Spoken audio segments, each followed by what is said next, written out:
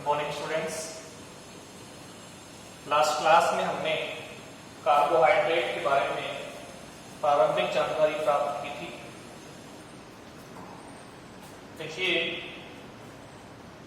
Carbohydrate polyhydroxy carbonyl यौगिक होते हैं। इनका सामान्य फॉर्मूला मैंने बताया था, होता है CX H2O का होल वर्ग। ये इनका जनरल फॉर्मूला होता है। ये होते क्या हैं? ये होते हैं पॉली हाइड्रोक्सी कार्बोनिल यौगिक।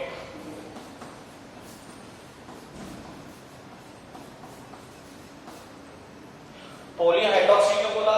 क्योंकि इसमें क्या होते हैं, एक से अधिक संख्या में क्लोराइड समूह होते हैं और इनमें कार्बोनिल समूह एल्डिहाइड या कीटोन पाया जाता है। फिर मैंने बताया था कि कार्बोहाइड्रेट क्या होते हैं? प्राकृतिक कार्बनिक यौगिक। इनका निर्माण पौधों के अंदर प्रकाश संश्लेषण की क्रिया द्वारा होता है, जिसमें वातावरण की CO2 जल के साथ संयोग करती है। यह अभिक्रिया सूर्य के प्रकाश और क्लोरोफिल वर्णक की उपस्थिति में संपन्न होती है और हमें उत्पाद के रूप में ग्लूकोज प्राप्त होता है। साथ में ऑक्सीजन बाहर निकलती है।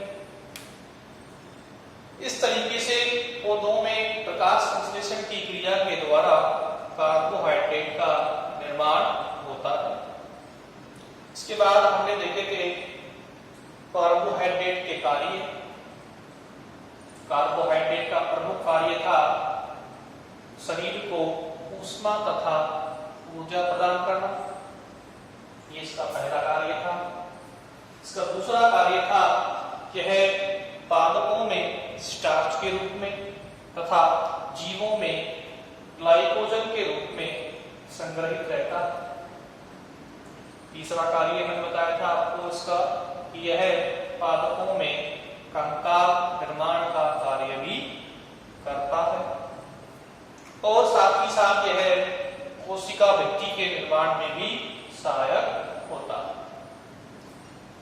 कार्बोहाइड्रेट के कार्य के बाद हमने डिस्कस किया था कार्बोहाइड्रेट का वर्गीकरण। देखिए, भौतिक आधार पर सबसे पहले हमने कार्बोहाइड्रेट को वर्गीकृत किया था।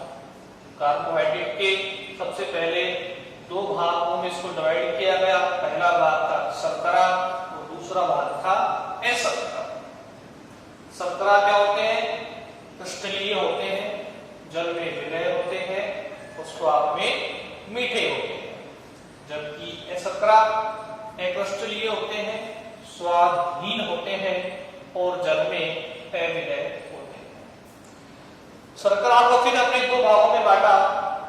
वो था, एक तो था मोनोसैकेराइड और एक था ओलिगोसैकेराइड। शर्करा का जब हम जल अपघटन करते हैं तो यदि हमें निम्नतर कार्बोहाइड्रेट के अणु जल अपघटन पर प्राप्त नहीं होते हैं तो वो कहलाते हैं मोनोसैकेराइड। यानी कि मोनोसैकेराइड के जल अपघटन पर हमें और निम्नतर शर्करा प्राप्त नहीं होते, जबकि ओलिगोसैकेराइड के जल अपघटन पर हमें 2 से लेकर 10 तक संख्या में मोनोसैकेराइड इकाइयां प्राप्त होती है। फिर हमने मोनोसैकेराइड को क्रियात्मक समूह के आधार पर दो भागों में बांटा। एक तो था एल्डोज और एक था कीटोज। एल्डोज में क्या होता है? एल्डिहाइड समूह पाया जाता है। एग्जाम्पल था हमारा ग्लूकोज। जबकि कीटोज में कीटोनिक समूह होता है और इसका एग्जाम्पल था फ्रक्टोज। इसके बाद हमने ओलिगोसैकेराइड को विभाजित किया क्या था, 3 भागों में, डाइसैकेराइड, ट्राइसैकेराइड और टेट्रासैकेराइड।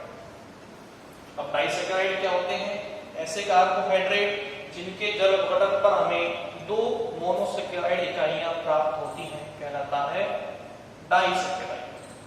जैसे कि एग्जाम्पल था सुक्रोज। सुक्रोज का जब भी जल अपघटन होगा तो हमें क्या मिलेंगी, 2 इकाइयां, एक ग्लूकोज की और एक फ्रक्टोज। ट्राइसैकेराइड में मिलती हैं 3 मोनोसैकेराइड इकाइयां, एग्जाम्पल था रेफिनोज।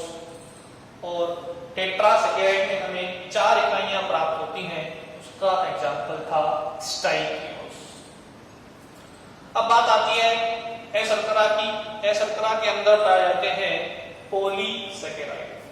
पॉलीसैकेराइड क्या होते हैं, ऐसे कार्बोहाइड्रेट जिनके जल अपघटन पर हमें अधिक संख्या में, बहुत अधिक संख्या में, यानी कि 10 से भी अधिक संख्या में क्या मिले, मोनोसैकेराइड इकाइयां प्राप्त होती हैं, उनको हम कहेंगे पॉलीसैकेराइड। एग्जाम्पल था स्टार्च, ग्लाइकोजन, सेलुलोज, ये सभी क्या है, पॉलीसैकेराइड के एग्जाम्पल्स हैं। आज की क्लास में हम सबसे पहले कार्बोहाइड्रेट का इनके रासायनिक गुणों के आधार पर वर्गीकरण करेंगे। ठीक है, तो देखिए सबसे पहले इन्हें भौतिक गुणों के आधार पर बांटा गया, अब इन्हें हम रासायनिक गुणों के आधार पर बांटते हैं। देखिए रासायनिक गुणों के आधार पर हम कार्बोहाइड्रेट को 2 भागों में बांटते हैं। कौन कौन से, एक तो है अपचायक और एक होता है अनअपचायक।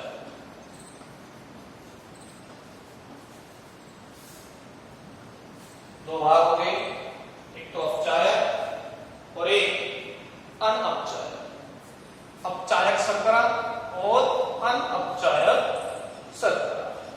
देखिए अपचायक शर्करा और अनअपचायक शर्करा किस आधार पर इन्हें 2 नाम दिए गए, देखो इनके अंदर होते हैं कार्बोनिल समूह। कौन कौन से, एक तो होता है एल्डिहाइड और एक होता है कीटोन। ठीक है, तो इस कार्बोनिल समूह की प्रकृति के आधार पर इन्हें हम 2 भागों में बांटते हैं, एक तो अपचायक शर्करा और एक अनअपचायक शर्करा। देखिए ऐसे कार्बोहाइड्रेट जो कि 2 अभिकर्मक होते हैं हमारे, एक तो होता है टोलेन अभिकर्मक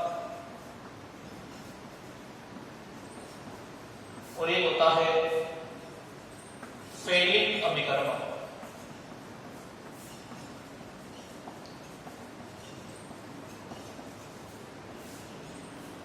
ऐसे कार्बोहाइड्रेट जो कि टोलेन अभिकर्मक तथा फेलिक अभिकर्मक को अपचयित कर देते हैं, कहलाएंगे अपचायक शर्करा। ठीक है, अब ये टोलेन अभिकर्मक क्या होता है, टोलेन अभिकर्मक होता है AgNO3 का अमोनीकृत सॉल्यूशन। टोलेन अभिकर्मक क्या होता है, AgNO3 का अमोनीकृत सॉल्यूशन। यदि कोई भी शर्करा टोलेन अभिकर्मक को अपचयित कर रहा है तो वो क्या होगा, अपचायक शर्करा होगा। ठीक है, टोलेन अभिकर्मक क्या होते हैं, ऑक्सीकारक होते हैं। और ऑक्सीकारक क्या कौन होते हैं, जो खुद का तो अपचयन करें तो दूसरे का क्या करें, ऑक्सीकरण करें, वो कहलाएंगे ऑक्सीकारक। इस अभिक्रिया में टोलेन अभिकर्मक का तो क्या होगा, अपचयन होगा, क्योंकि ये क्या है, ऑक्सीकारक। और ऑक्सीकरण किसका होगा, कार्बोहाइड्रेट का। तो ऐसे कार्बोहाइड्रेट जो टोलेन अभिकर्मक और फेलिंग अभिकर्मक को क्या कर दें, अपचयित कर दें, कहलाएंगे अपचायक शर्करा।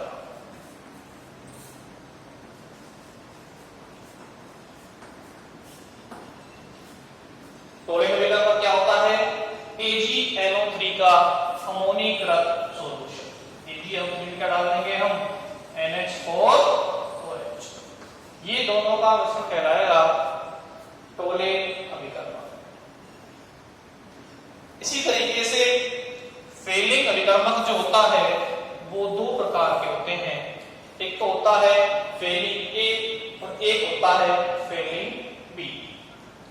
फेलिंग ए जो होता है, फेलिंग ए होता है कॉपर सल्फेट का जलीय विलयन, ठीक है, ये क्या होता है, कॉपर सल्फेट का जलीय विलयन, फेलिंग ए। और एक होता है फेलिंग बी।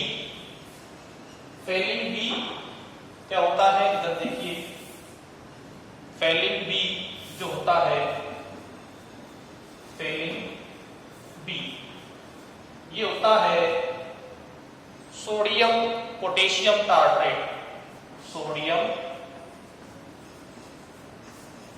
पोटेशियम टार्ट्रेट, इसे हम रोशेल लवण भी बोलते हैं, रोशेल लवण। कुछ नहीं, ये टार्ट्रिक एसिड का लवण जो है सोडियम या पोटेशियम लवण कहलाएगा सोडियम पोटेशियम टार्ट्रेट या रोशेल लवण। तो टोलेन अभिकर्मक क्या होता है, AgNO3 का अमोनीकृत सॉल्यूशन, ये क्या होता है, एक ऑक्सीकारक। यदि किसी भी कार्बोहाइड्रेट में हम टोलेन अभिकर्मक डालेंगे, यदि वो टोलेन अभिकर्मक का अपचयन कर रहा है तो वो क्या होगी, अपचायक शर्करा होगी। और यदि हम क्या डालेंगे, फेलिंग अभिकर्मक, तो यदि वो फेलिंग अभिकर्मक का भी अपचयन कर रहा है तो भी वो क्या होगी, अपचायक शर्करा। देखिए सारे मोनोसैकेराइड्स कौन से, ग्लूकोज, फ्रक्टोज, ये सभी क्या होते हैं, अपचायक शर्करा होते हैं। क्यों होते हैं, क्योंकि इनमें क्या होता है, आपने देखा था कार्बोनिल समूह होता है, ग्लूकोज के अंदर होता है एल्डिहाइड समूह, फ्रक्टोज के अंदर होता है कीटोन समूह। तो ये तुरंत इससे विक्रिया कर लेंगे, टोलेन अभिकर्मक से या फेलिंग अभिकर्मक से विक्रिया कर लेंगे और कहलाएंगे अपचायक शर्करा। देखिए कुछ डाइसैकेराइड भी जैसे कि माल्टोज है, ये भी क्या होते हैं, लैक्टोज है, अपचायक शर्करा होते हैं, क्योंकि इनके अंदर जो इकाइयां हैं उनमें कार्बोनिल समूह मुक्त अवस्था में रहता है, बंधित अवस्था में नहीं रहता, इस वजह से वो भी टोलेन या फेलिंग अभिकर्मक से क्रिया कर सकते हैं। तो अपचायक शर्करा के एग्जांपल कौन से हो गए, मोनोसैकेराइड्स सारे ग्लूकोज, फ्रक्टोज, और डाइसैकेराइड्स के अंदर माल्टोज। सुक्रोज अपचायक शर्करा नहीं है, क्योंकि सुक्रोज के अंदर दो इकाइयां आपस में मिली होती हैं, एक ग्लूकोज की और एक फ्रक्टोज की। दोनों के अंदर कार्बोनिल समूह तो है, लेकिन वो मुक्त अवस्था में नहीं होते, बंधित अवस्था में होते हैं। इन सभी का वर्णन कब होगा, जब हम उनकी संरचना का अध्ययन करेंगे, वो जब हम ग्लूकोज और फ्रक्टोज पे आएंगे टॉपिक के अंदर, तब आपको ये चीज आगे समझ में आ जाएगी। फिलहाल हमें देखना है कि अपचायक शर्करा होते क्या है, ठीक है। दूसरा इसका भाग का अनअपचायक शर्करा। अनअपचायक शर्करा जो कि टोलेन और फेलिंग अभिकर्मक से अभिक्रिया नहीं करते हैं, कहलाएंगे अनअपचायक शर्करा। ऐसी शर्करा जो कि टोलेन और फेलिंग अभिकर्मक से अभिक्रिया नहीं करते हैं, कहलाएंगे अनअपचायक शर्करा।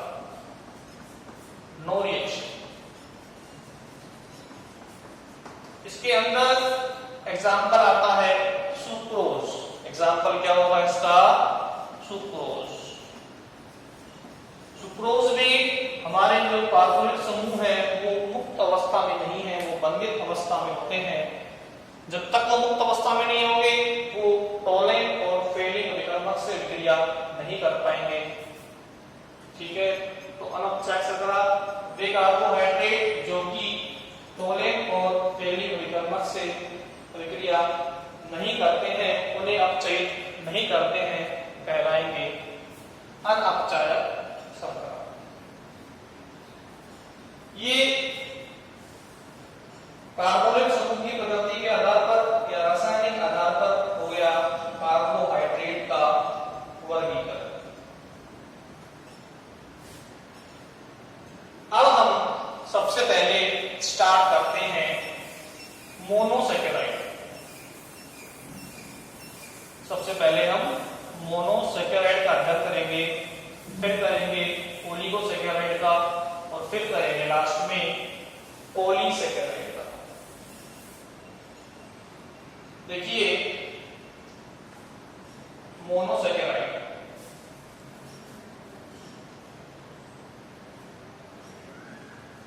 मोनोसैकेराइड्स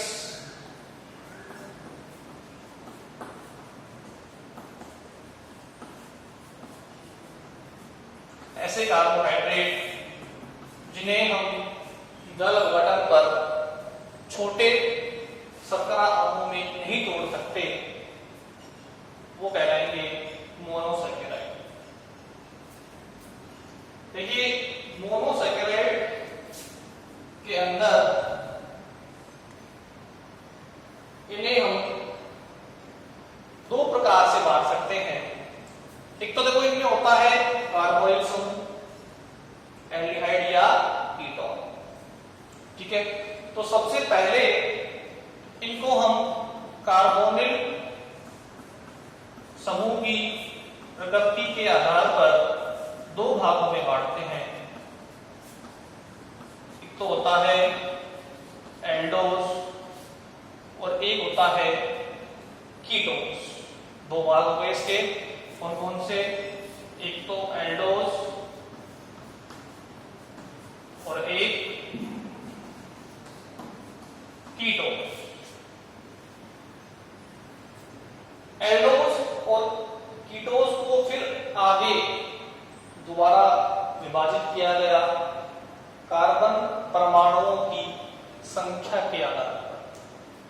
पहला वर्गीकरण तो था मोनोसैकेराइड का कार्बोनिल समूह की प्रकृति के आधार पर, इसमें था एल्डोज और कीटोज। फिर इन एल्डोज और कीटोज को भी हमने और डिवाइड कर दिया कार्बन परमाणुओं की संख्या के आधार पर। तो एल्डोज एवं कीटोज का वापस क्या करेंगे, हम वर्गीकरण करेंगे कार्बन परमाणुओं की संख्या के आधार पर। इसका एक हम चार्ट बनाते हैं। चार्ट के अंदर देखिए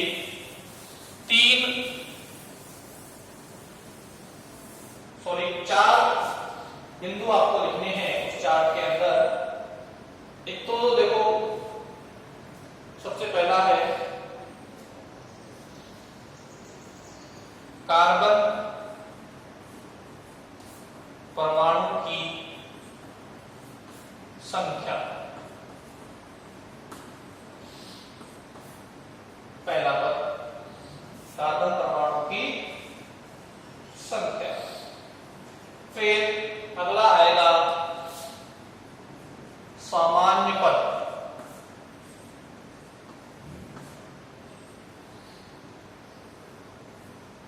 फिर अगला आएगा एल्डोज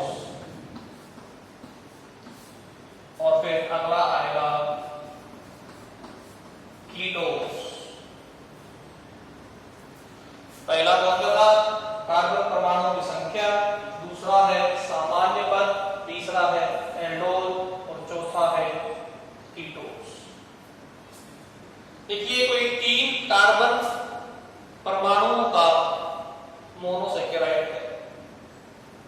उसका सामान्य पद में नाम होगा ट्रायोस। क्या नाम होगा?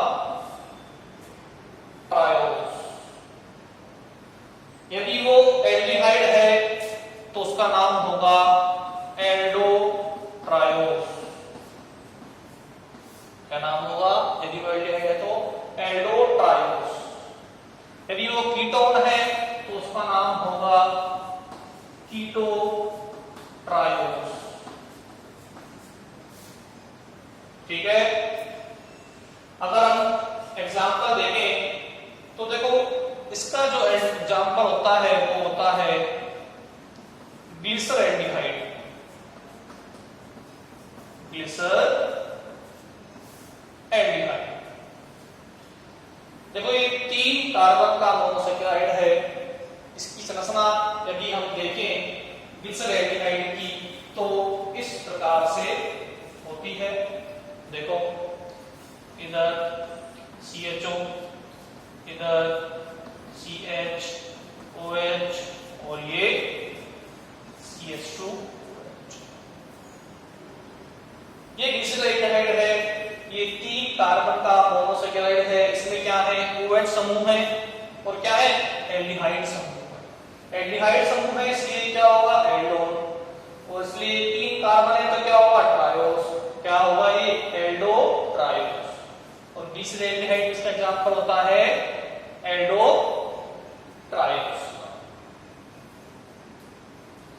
इसी तरीके से कीटो ट्रायोस का जो एग्जांपल होगा वो होगा डाई हाइड्रोक्सी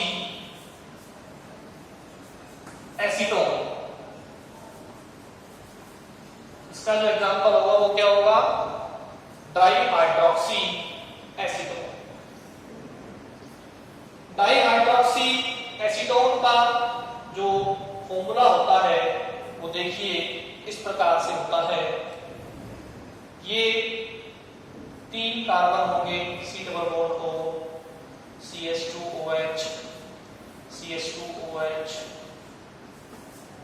ये है डाई हाइड्रोक्सी एसीटोन। देखो एसीटोन क्या होता है? CH3CO CH3। एसीटोन का हमने क्या हटाया? एक H हटाया। क्या हटाया? आप ये दोस्तों ऐसे देखो इस तरीके से, ये एसीटोन CH3CO CH3। इसका एसीटोन का एक H हटाओ, क्या लगाओ? OH mono hydroxy. फिर ये वाला H हटाओ, क्या लगाओ? OH। क्या हो गया? Di hydroxy. तो ये क्या हो गया? Di hydroxy acetone. ये क्या होता है? कीटो ट्रायोस होता है। ठीक है। तो इस तरीके से 3 कार्बन का जो मोनोसैकेराइड होगा वो कहलाएगा ट्रायोस। यदि वो एल्डिहाइड है तो उसका नाम होगा एल्डो ट्रायोस। और यदि वो कीटो ट्रायोस है तो उसका नाम होगा डाई हाइड्रोक्सी एसीटोन। आगे चलते हैं।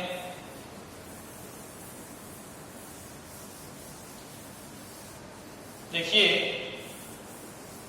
आगे यदि कार्बन संख्या 4 है किसी मोनोसैकेराइड में तो उसका नाम होगा टेट्रोस। क्या नाम होगा? टेट्रोस। और उसको हम बोलेंगे एल्डो टेट्रोस और कीटो एल्डो टेट्रोस और कीटो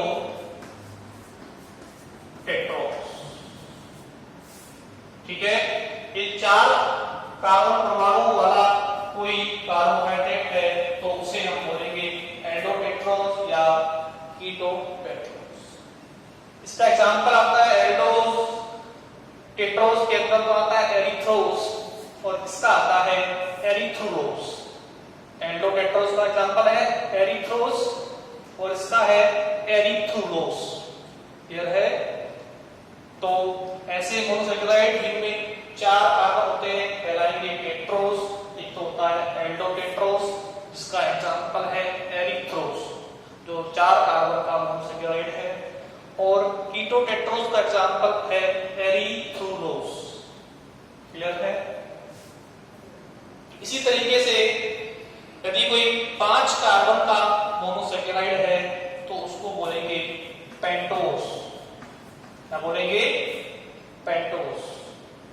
यदि वो उसका नाम होगा एल्डोपेंटोस। क्या नाम होगा? एल्डोपेंटोस।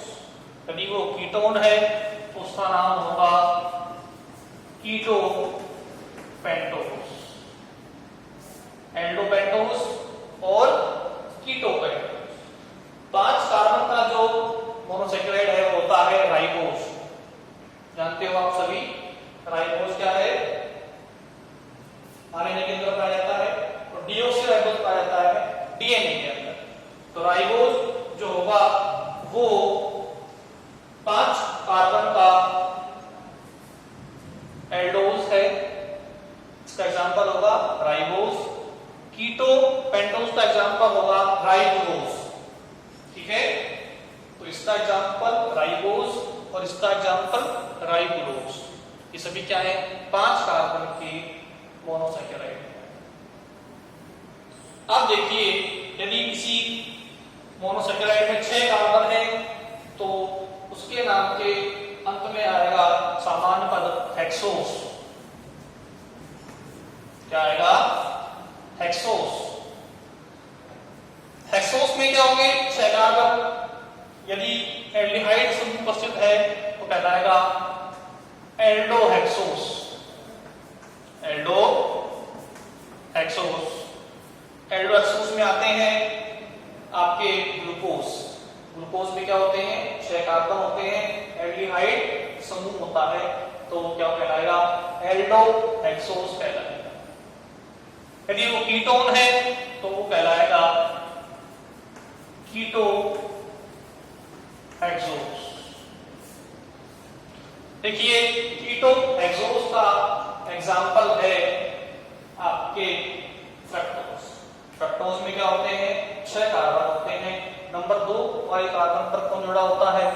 C डबल बॉन्ड O समूह जुड़ा होता है, जो कहलाता है कीटोस।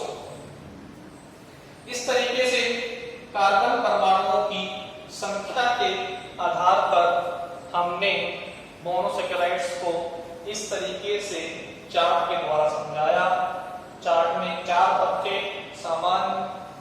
एक तो था कार्बन परमाणुओं की संख्या, दूसरा था सामान्य पद, तीसरा था एल्डोस और चौथा था कीटोस। यदि 3 कार्बन परमाणु का कोई मोनोसैकेराइड है तो उसके लिए सामान्य पद होगा ट्रायोस, वो कहलाएगा एल्डोट्रायोस। एग्जांपल था बीसरेनिकाइड। यदि वो कीटोन है तो वो कहलाएगा कीटोट्रायोस, उसका एग्जांपल है डाइहाइड्रॉक्सी एसीटोन। यदि 4 कार्बन का मोनोसैकेराइड है तो उसके लिए पद काम में आएगा टेट्रोस। यदि वो एल्डिहाइड है तो होगा एल्डोहेट्रोस, एग्जांपल एरिथ्रोस, जो कि 4 कार्बन की संरचना है। यदि वो कीटोन है तो उसका नाम होगा कीटोटेट्रोस और उसका एग्जांपल होगा एरिथ्रुलोस। क्लियर है? यदि 5 कार्बन का कोई मोनोसैकेराइड है तो उसका नाम होगा पेंटोस। यदि वो एल्डिहाइड है तो कहलाएगा एल्डोपेंटोस, एग्जांपल राइबोस। क्लियर है? यदि वो कीटोन है तो कहलाएगा कीटोपेंटोस, एग्जांपल राइबोस। यदि 6 कार्बन का कोई मोनोसैकेराइड है तो कहलाएगा हेक्सोस। यदि वो एल्डिहाइड है तो कहलाएगा एल्डोहेक्सोस, एग्जांपल ग्लूकोज। यदि वो कीटोन है तो वो कहलाएगा कीटोहेक्सोस और उसका एग्जांपल होगा फ्रक्टोज। इस तरीके से हमने मोनोसैकेराइड को वर्गीकृत किया। पहला कार्बोनिल समूह की प्रकृति के आधार पर और दूसरा इन एल्डिहाइड और कीटोन समूह में कार्बन परमाणुओं की संख्या के आधार पर। देखिए, यदि हम जनरल स्ट्रक्चर देखें एल्डोज और कीटोज की तो देखो इस प्रकार से होती है। एल्डोज और कीटोज की सामान्य रचना इस प्रकार से होती है। देखिए, कोई भी कार्बोहाइड्रेट जिसमें इस प्रकार की संरचना है वो कहलाएगा एल्डोज।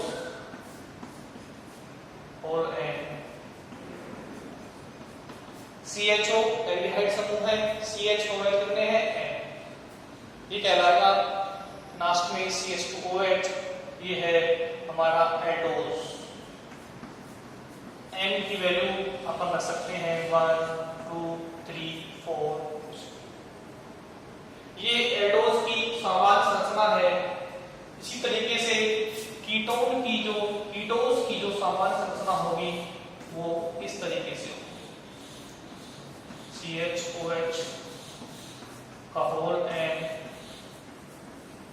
CH2OH। ये कीटोज की क्या है, सामान्य संरचना है।